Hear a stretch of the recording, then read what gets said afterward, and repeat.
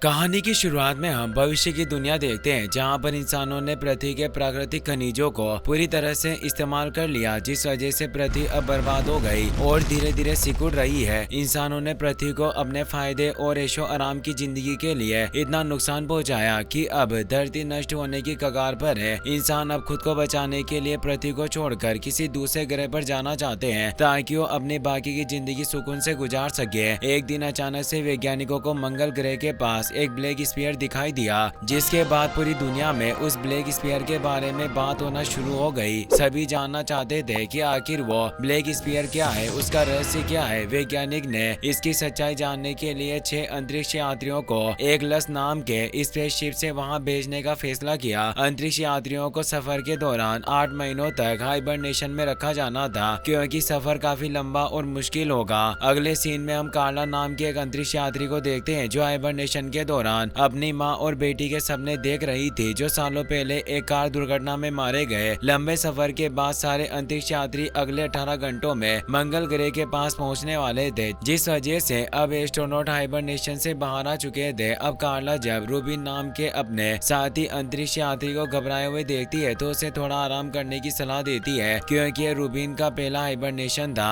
कार्ला इसके बाद commander Paul से मिलती है, जो ब्लैक स्फीयर के बारे में और अधिक जानकारी इकट्ठा करने की कोशिश कर रहे थे, लेकिन स्पेसशिप का एआई सिस्टम ब्लैक स्फीयर को स्कैन करके इंफॉर्मेशन हासिल नहीं कर पा रहा था। कार्ला देखकर मिशन को रोकने के बारे में सोचती है, लेकिन कमांडर पॉल किसी भी तरह इस मिशन को पूरा करना चाहते थे और ब्लैक स्फीयर की सच्चाई दुनिया के सामने लाना चाहते थे। वहीं दूसरी तरफ रूबिन अब और भी डरा हुआ था, क्योंकि उनके पास ब्लैक स्फीयर के बारे में कोई जानकारी नहीं थी। अब वो लोग जब मिशन के हेड कमांडर वेंस से पृथ्वी पर संपर्क करते हैं तो वेंस उन्हें बताते हैं कि पृथ्वी पर लोग ब्लैक स्फीयर की सच्चाई जानने के लिए बेकरार है, इसीलिए उन्हें किसी भी तरह इस मिशन को पूरा करना होगा। कार्ला को शिप में अपनी मां की आवाज सुनाई देने लगी, लेकिन जब वो उस तरफ जाती है तो देखती है कि वहां पर कोई नहीं होता। वहीं दूसरी तरफ रूबिन को भी अपने कमरे में कुछ अजीब तरह की आवाजें सुनाई देने लगी, जिससे वो डर जाता है। अब शिप का एआई सिस्टम बताता है कि ब्लैक स्फीयर एक खास प्रकार का एनर्जी प्रोड्यूस कर रहा है। कार्ला जानकर जल्दी से शिप के कंट्रोल रूम में पहुंच जाती है, जहां से वो देखती है कि ब्लैक स्फीयर से एक तेज रोशनी निकलकर उनके शिप के ऊपर पड़ रही थी। ब्लैक स्फीयर से आने वाली रोशनी की वजह से अब स्पेसशिप में प्रॉब्लम आना शुरू हो गई। अब बाकी के एस्ट्रोनॉट भी कार्ला के पास आ गए। कुछ समय बाद उन्हें समझ में आ जाता है कि शायद स्फीयर से आने वाली रोशनी उन्हें स्फीयर तक ले जाने का एक रास्ता हो। स्पेसशिप जैसे जैसे ब्लैक स्फीयर के पास जाता है, स्पेसशिप का एआई सिस्टम स्फीयर से आने वाली एक खास प्रकार की आवाज को डिटेक्ट करता है, जिसे सुनने से कार्ला को लगता है जैसे कोई कोडेड मैसेज बार बार दोहराया जा रहा हो। रूबिन ये सब देखकर बुरी तरह से डर गया और अपने साथियों से वापस चलने के लिए कहने लगा। कार्ला भी अब मिशन को रोक देना चाहती थी और अर्थ पर स्पेस हेडक्वार्टर से संपर्क करके सबसे पहले शिप को ठीक करना चाहती है। साथ ही अब तक उनके साथ हुई सारी घटनाओं के बारे में वेंस को बताना चाहती थी। कमांडर पॉल इन सब बातों पर ज्यादा ध्यान नहीं देता और मिशन को पूरा करने के लिए आगे बढ़ने का डिसाइड करता है। कार्ला देखती है कि रूबिन काफी डरा हुआ है और वो रोते हुए कार्ला को बताता है कि स्फीयर से आने वाली रोशनी गॉड के जजमेंट डे की निशानी है और मुझे ये सारी बातें उन रहस्यमयी आवाजों ने बताई है जो हर समय मुझे सुनाई देती रहती है। अब सारे क्रू मेंबर एक साथ मिलकर स्फीयर और उनके साथ होने वाली घटनाओं के बारे में चर्चा करने लगे। वुल्फ नाम का एक क्रू मेंबर अपने साथियों को बताता है कि अगर वो स्फीयर एलियन का हुआ तो जरूरत पड़ने पर वो उसे नष्ट भी कर सकते हैं। कैप्टन पॉल सीसीटीवी कैमरे में सब देख रहे थे, इसीलिए वो वुल्फ को अपने पास बुलाते हैं और उसे कभी भी स्फीयर को नष्ट करने के बारे में सोचने से मना करते हैं। अब जैसे जैसे स्पेसशिप स्फीयर के पास जा रहा था, कार्ला और उसके साथी क्रू मेंबर को रहस्यमयी आवाजें और ज्यादा सुनाई देने लगी।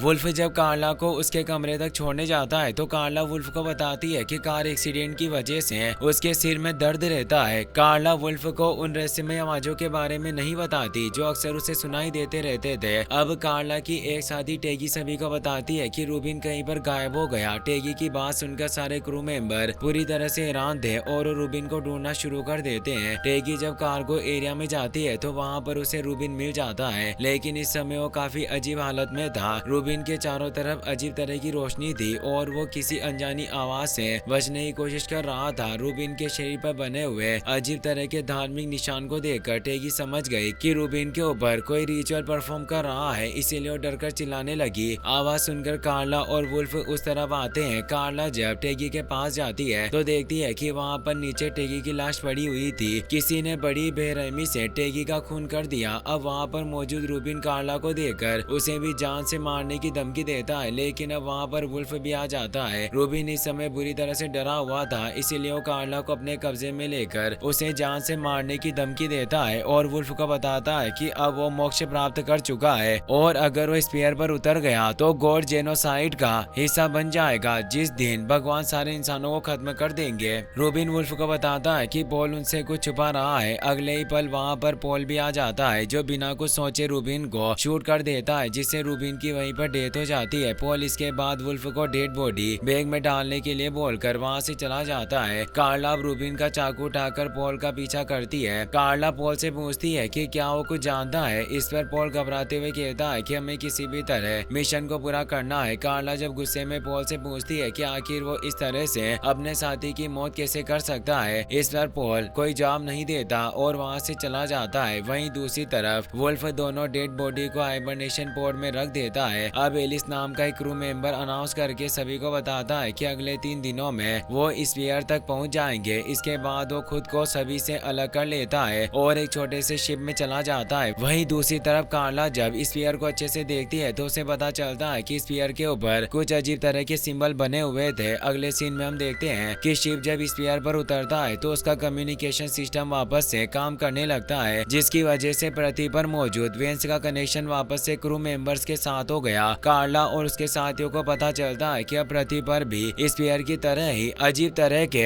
हजारों सिंबल बनने लगे थे, जिन्होंने पृथ्वी को ढक दिया था। वैज्ञानिक सिंबल के बारे में जानने की कोशिश कर रहे थे, लेकिन अब तक उन्हें उन अजीब सिंबल के बारे में कुछ भी पता नहीं चल पाया। वेंस कार्ला और उसके साथियों को जल्द से जल्द स्फीयर की सच्चाई का पता लगाने के लिए कहता है, क्योंकि उन्हें शक था कि जरूर ये सब उसी स्फीयर की वजह से हो रहा है। अब आर्क और कार्ला अपने अपने स्पेस सूट पहनकर स्फीयर के ऊपर उतर जाते हैं, लेकिन उनका कैप्टन अब भी स्पेसशिप के अंदर ही था, क्योंकि उन्हें गाइड करना चाहता था। स्फीयर पर आगे बढ़ने पर कार्ला और उसके साथी को एक अजीब सा स्ट्रक्चर दिखाई देता है, जिसके पास जाने पर वो 2 हिस्सों में बंटकर एक दरवाजे की तरह बीच से खुल जाता है और उसके अंदर से तेज रोशनी बाहर निकलने लगती है। सारे क्रू मेंबर्स ये देखकर पूरी तरह से हैरान रह गए। अगले ही पल उस तेज रोशनी के साथ एक लेडी बाहर आती है, जो किसी अनजान भाषा में उनसे कुछ कह रही थी। कार्ला और उसके साथियों को उस लेडी की बात समझ नहीं आती, लेकिन शिप की एआई उस लेडी की लैंग्वेज को समझकर उसकी बातों को ट्रांसलेट करती है, जिससे उन्हें पता चलता है कि वो लेडी उनसे कह रही थी कि उसे वहाँ पूरे ब्रह्मांड को बनाने वाले क्रिएटर ने भेजा है ताकि वो एक खास काम को पूरा कर सके। इस पर कार्ला उस लेडी से पूछती है कि क्या तुम बता सकती हो कि आखिर वो खास काम क्या है। लेडी बताती है कि इस गेट के दूसरी तरफ एक अलग दुनिया है, किसी ब्लैक होल की तरह, और जब ये स्फीयर पृथ्वी के पास जाएगा तो स्फीयर एक्टिवेट हो जाएगा, जिसके बाद गॉड का जजमेंट डे होगा, जिसके बाद कोई भी इंसान पृथ्वी पर जिंदा नहीं बचेगा, क्योंकि वो सभी अपने कर्मों के हिसाब से स्फीयर के अंदर ही रहने लगेंगे। और कार्ला, तुम्हें स्फीयर के अंदर जाने के लिए चुना गया है ताकि तुम दुनिया के लोगों को इसके बारे में बता सको। अब देखते ही देखते वो लेडी कार्ला की माँ का रूप ले लेती है, जिसे देखकर कार्ला हैरान थी। कार्ला इसके बाद जब स्फीयर के अंदर जाती है तो वहाँ पर वो अंदर का नजारा देखकर चौंक जाती है, क्योंकि स्फीयर के अंदर एक बहुत बड़ा और एडवांस शहर मौजूद था। वहाँ पर कार्ला को उसकी बेटी भी दिखाई देती है, जो सालों पहले एक एक्सीडेंट में मारी गई। स्फीयर के अंदर अपनी माँ और बेटी दोनों को जिंदा देखकर कार्ला हैरानी के साथ खुश भी थी। अब ये सीन यहीं पर कट हो जाता है और जब कार्ला की नींद खुलती है तो खुद को वापस से शिप में पाकर कार्ला पूरी तरह से हैरान हुई और वो अपने साथियों से पूछती है कि आखिर वो शिप के अंदर कैसे आ गई। इस पर कार्ला के साथियों से बताते हैं कि तुम स्फीयर के अंदर जाने के बाद बेहोशी की हालत में बाहर आई थी, इसीलिए हम लोग तुम्हें जल्दी से स्पेसशिप के अंदर ले आए और वहीं तुम्हारा साथी स्पेस सूट फटने की वजह से मारा गया। कार्ला ये सुनकर परेशान होती है, क्योंकि उसे समझ नहीं आ रहा था कि आखिर उसके साथी का स्पेस सूट कैसे फट गया। अब वेंस पृथ्वी पर से कार्ला से संपर्क करता है और उससे स्फीयर के अंदर के बारे में पूछता है। इस पर कार्ला वेंस को सब कुछ सच सच बता देती है कि उसने स्फीयर के अंदर एक एडवांस शहर को देखा था। कार्ला की बात सुनकर वेंस कार्ला को आराम करने की सलाह देता है ताकि कार्ला को सब कुछ याद आ जाए, क्योंकि कार्ला ने वेंस को शहर के अलावा कुछ भी नहीं बताया था। उल्फ कार्ला से कहता है कि मुझे पता है कि तुम कुछ छिपा रही हो, तुम सच सच बताओ, क्योंकि यहाँ पर सीसीटीवी कैमरे नहीं लगे हुए, इसीलिए तुम्हें डरने की कोई जरूरत नहीं। वहीं दूसरी तरफ कमांडर उन दोनों को देखने की कोशिश कर रहा था, लेकिन फिर भी वो उन्हें देख नहीं पा रहा होता, जिसकी वजह से वो काफी ज्यादा परेशान था। वहीं दूसरी तरफ कार्ला उल्फ को बता देती है कि उसने स्फीयर के अंदर अपनी फैमिली, साथ ही कार्ला उल्फ से ये भी कहती है कि मुझे कमांडर के ऊपर शक है कि कमांडर कुछ छुपा रहा है। कार्ला कमांडर की सच्चाई का पता लगाने के लिए अपने साथी के उस स्पेस सूट को चेक करती है, जिसके कमांडर के अनुसार फटने की वजह से उसके साथी की डेथ हुई थी। कार्ला ये देखकर पूरी तरह से दंग रह गई कि स्पेस सूट फटा नहीं था, बल्कि उसके ऊपर गोली लगने का निशान था,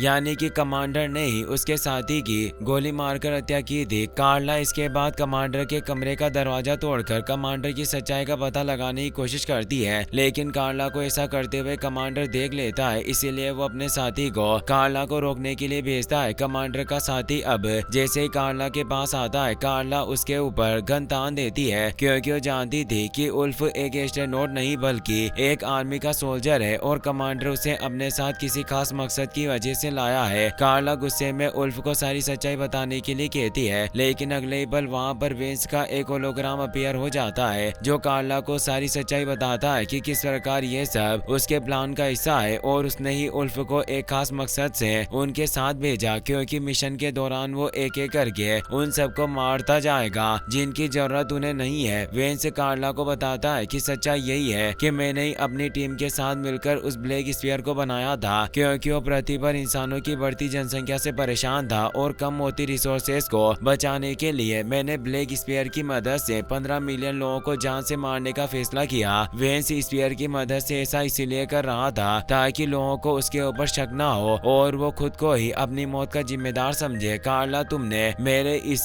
प्लान में मेरी काफी मदद की है, क्योंकि कार्ला की वजह से अब पृथ्वी पर लोग ब्लैक स्फीयर को भगवान समझने लगे थे और भगवान के जजमेंट डे के दिन खुद के मरने का इंतजार कर रहे थे और वो इसके लिए खुद के बुरे कर्मों को जिम्मेदार मान रहे थे। अब मौका पाकर कमांडर कार्ला से उसकी गन छीनने की कोशिश करता है, जिसके दौरान गोली कार्ला के पेट में लग जाती है, लेकिन कार्ला किसी तरह बड़ी मुश्किल से उसे शूट करके जान से मार देती है। उल्फ ये देखकर कार्ला से कहता है कि मैं सिर्फ एक ही हिटमैन हूँ और मुझे जो कहा जाता है मैं सिर्फ वही करता हूँ, इसीलिए मुझे छोड़ दो। हिटमैन की बात सुनकर कार्ला उसे माफ कर देती है। हिटमैन इसके बाद कार्ला के जख्मों पर पट्टी बांधकर उसकी मदद करता है और कार्ला से कहता है कि हमें किसी भी तरह इस स्फीयर को खत्म करना होगा, वरना लाखों लोग मारे जाएंगे। हिटमैन कार्ला को बताता है कि स्फीयर को खत्म करने के लिए हमें एक पावरफुल बम की जरूरत होगी जो स्पेसशिप के अंदर ही मौजूद है। अब हिटमैन खुद उस बम को लेने जाने का फैसला करता है और वो कार्ला को वेंस का ध्यान भटकाने के लिए कहता है, क्योंकि शिप और एआई का कंट्रोल वेंस के पास ही था। हिटमैन के जाने के बाद कार्ला वेंस का ध्यान भटकाने की कोशिश करती है और वेंस से सवाल पूछती है कि आखिर स्फीयर को तुमने बनाया है तो उसमें मुझे अपनी माँ और बेटी क्यों दिखाई दी। इस पर वेंस कार्ला को बताता है कि जिस कार दुर्घटना में तुम्हारी मदर और डॉटर की मृत्यु हुई थी उसे मैंने ही करवाया था ताकि मैं अपने इस मिशन को पूरा कर सकूं। साथ ही मैंने तुम्हारे दिमाग के अंदर एक खास प्रकार की नैनो चिप को भी फिट करवाया, जिसकी मदद से मैं तुम्हें सब कुछ दिखा सकता हूँ जो मैं दिखाना चाहता था। कार्ला ये जानकर बहुत गुस्सा होती है और वेंस के होलोग्राम को शूट कर देती है। अब वेंस ने शिप के ऑटो एक्सप्लोजन वाले प्रोग्राम को एक्टिवेट कर दिया था, जिसकी वजह से अगले कुछ ही समय में स्पेसशिप एक तेज धमाके के साथ नष्ट हो जाने वाली थी। वहीं दूसरी तरफ हिटमैन जल्दी से वो बॉम्ब लेकर कार्ला के पास आ रहा था।